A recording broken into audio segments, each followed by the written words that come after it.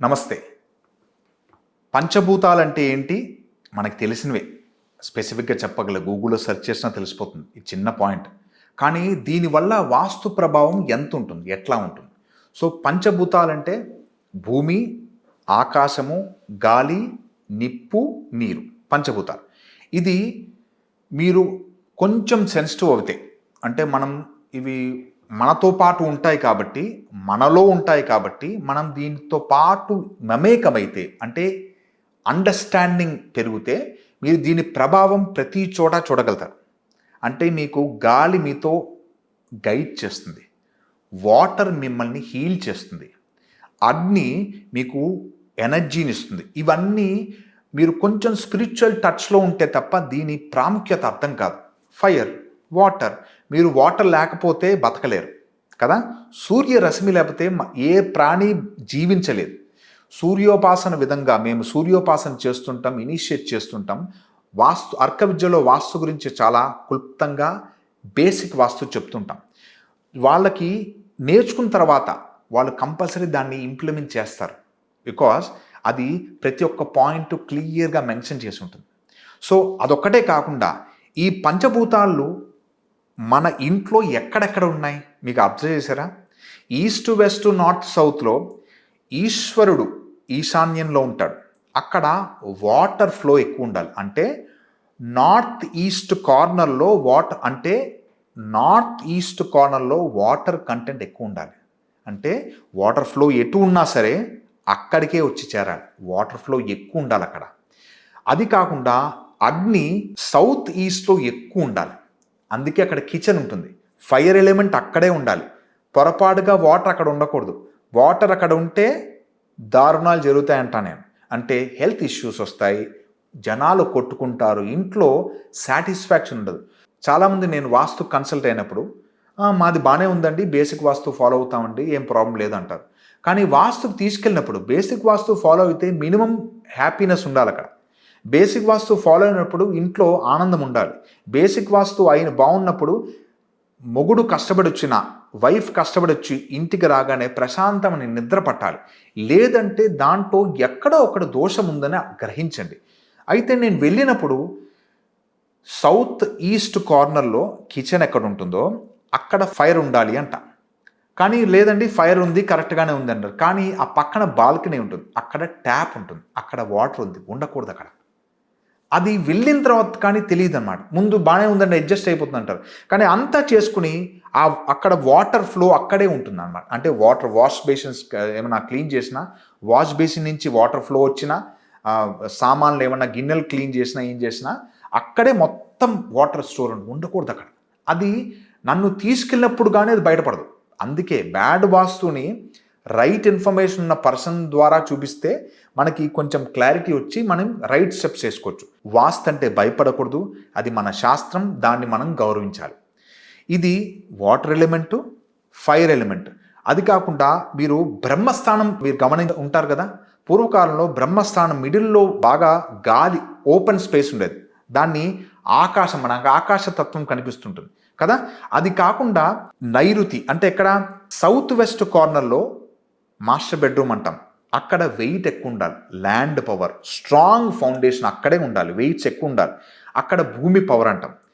నైరుతి అంటే మన సౌత్ వెస్ట్ కార్నర్లో ఎక్కువ వాయు సంచారం ఉండాలి. అక్కడ పిల్లలు పడుకోవచ్చు, ఆలోచన శక్తి బాగుంటుంది. అక్కడ ఎక్కువ వెయిట్స్ పెట్టేయకూడదు. అది ఓపెన్ స్పేస్ ఉండాలి.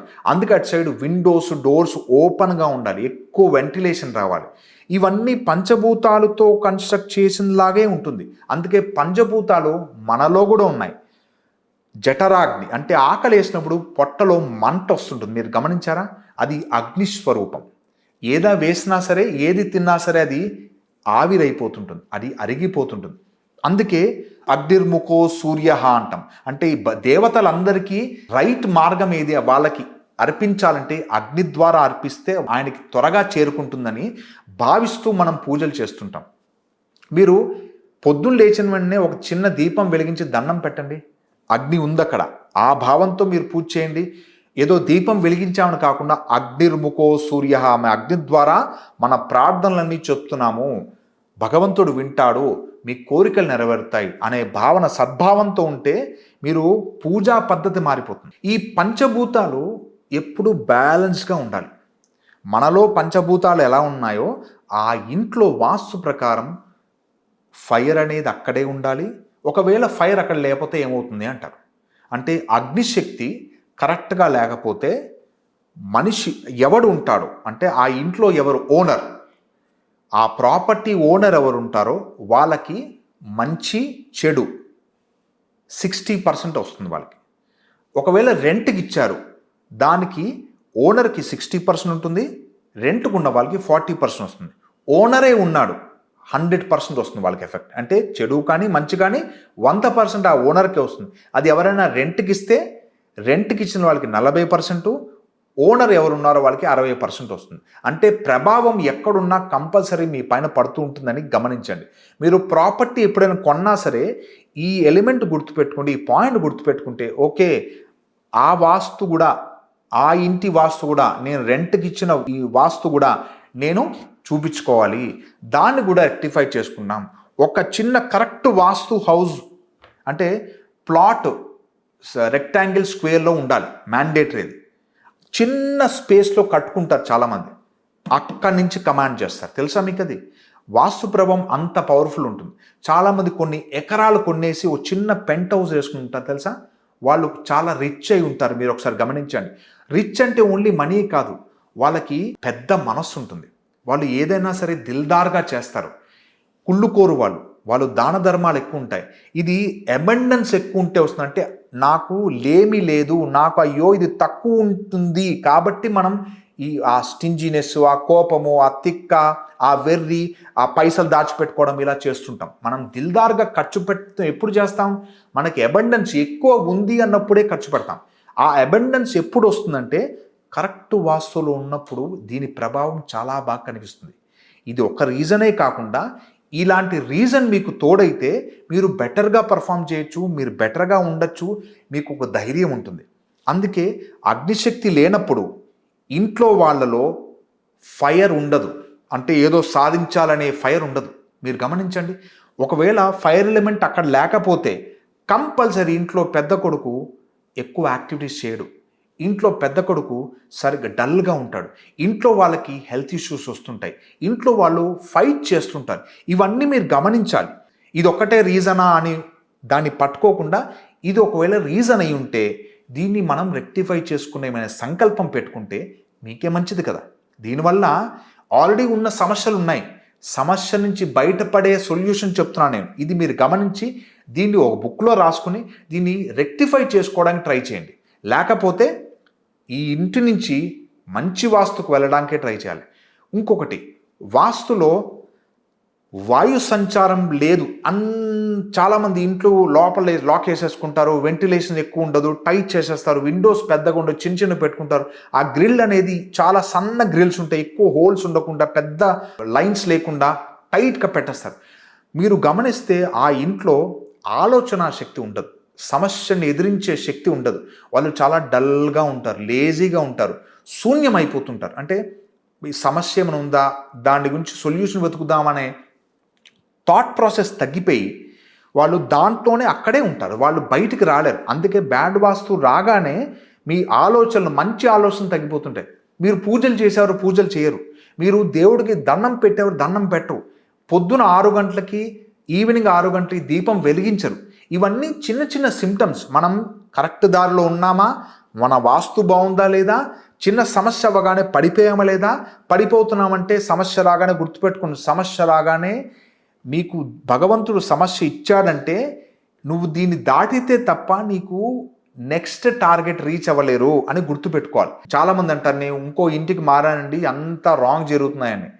మీరు ఈ పాయింట్ పట్టుకుని చాలామంది వాస్తు బాలే కాబట్టి నాకు ఇదంతా జరుగుతుంది అందుకే నేను చేయలేనని రాంగ్ ట్రాక్లో స్టెప్ వేసేసుకుని కదలరు. మీరు దానికి సమస్యకి సొల్యూషన్ పట్టుకుని, ఎందుకు ఇలా అయ్యిందో వాస్తు నిపుణుని పట్టుకుని సొల్యూషన్ తీసుకుని, అది సొల్యూషన్ కంప్లీట్ చేసేసుకుని, ఆ సమస్యకు సొల్యూషన్ తీసేసుకుని నెక్స్ట్ దానికి ప్రయత్నించాలి తప్ప దానివల్లే నా సమస్య అందుకే మా పిల్లవాడు చదువుకోవట్లేదు చాలామంది చెప్తుంటారు నాకు. వాస్తు చిన్న రెక్టిఫికేషన్ చేసి పిల్లలకి చదువే చదువుకోవాలి, నీకు చదువు తప్ప ఇంకో దిక్కు లేదు, నీ టార్గెట్ ఓన్లీ చదువే, వేరే సమస్యలు నేను చూసుకుంటా, అమ్మ నాన్న చూసుకుంటారనే ధైర్యం, మనోధైర్యం వాళ్ళకి ఇవ్వాలి.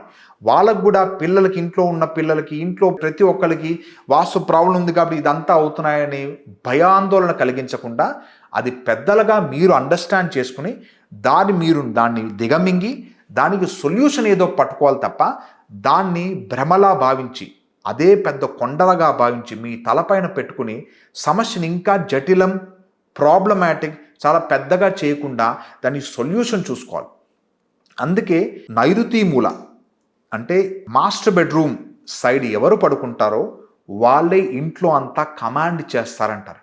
అందుకే ఆ రూమ్ బరువుగా ఉండాలి, ఆ రూమ్ ఇంట్లో యజమానులే పడుకోవాలి, అది కండిషన్. అది దీన్ని దాటి వెళ్తే ఏమవుతుందో మీరు చెక్ చేసుకోవాలి. అంటే ఒకవేళ ఇలాంటి పాయింట్ చెప్పాను, వేరే వాళ్ళ ఇంటికి వెళ్ళారు, వాళ్ళ ఇంట్లో బెడ్రూమ్ ఎక్కడుంది, ఓ ఇలా ఉంటే వీళ్ళు కొట్టుకుంటూ ఉండొచ్చు కదా, వీళ్ళకి సమస్యలు ఏమన్నాయా అని మీరు డైరెక్ట్గా వాళ్ళ మొహాన కాకుండా మీరు అబ్జర్వ్ చేసుకుంటే, ఈ వాస్తు దోషం మీ ఇంటికి సమస్యలు అయితే రెక్టిఫై చేసుకోండి. వేరే వాళ్ళని ఉద్ధరించడం ఆపేసి మన సంగతి మనం చూసుకుంటూ ఫస్ట్ మనం సెట్ అవుదాం, తర్వాత దేశాన్ని ఉద్ధరించుదాం. మనం ఫస్ట్ మన సమస్యల్ని అధిగమిస్తే మనకి కాన్ఫిడెన్స్ వస్తుంది. అప్పుడు మన కాన్ఫిడెన్స్ ద్వారా వేరే వాళ్ళకి మంచి చేయడం, ఒక మాట చెప్పడం, ఎందుకంటే వినాలి, జనాలు వినరు. ఎందుకంటే వాస్తు బ్యాడ్ ఉన్నా, జాతక ప్రభావం బ్యాడ్గా ఉన్నా మంచి పాయింట్లు జనాలు వినరు. అది వాళ్ళే చిన్న చిన్న రెక్టిఫికేషన్ చేసుకొనియదు. అందుకే ఇది ఒక వార్నింగ్ అనుకోండి, ఇది ఒక ఎక్సలెంట్ పాయింట్ అనుకోండి, ఇది జ్ఞానోదయం అనుకోండి, ఏదైనా అనుకోండి, ఇది లాజికల్ పాయింట్ అనుకోండి, ఇది ఒక స్పిరిచువల్ పాయింట్ అనుకోండి, ఇది మీరు ఇంప్లిమెంట్ చేసి చూడండి, మీకు చాలా చాలా తేడా కనిపిస్తుంది. ఇది మీరు చేసి చూడండి, పొద్దున 6 గంటలకి, ఈవినింగ్ 6 గంటలకి దీపం వెలిగించి దండం పెట్టండి. ఇంట్లో పొద్దునే శ్లోకాలు వినిపించుకోండి, మీ సెల్ ఫోన్లో పెట్టుకోండి, ఆర్ రికార్డర్లో ప్లే చేయండి. కొంచెం సౌండ్ కొంచెం మీ ఇంట్లో వినిపించేది అంతవరకు పెట్టుకుని వినండి. మీ ఇంట్లో పాజిటివ్ వైబ్రేషన్స్ ఉంటాయి. అలా చాలా పాయింట్స్ ఉన్నాయి చెప్పడానికి. నమస్తే, నా పేరు కళ్యాణ్ తెనటి. ఈ వీడియోస్ కంపల్సరీ ఫాలో చేయండి, చాలా ప్లస్ అవుతుంది మీ లైఫ్లో.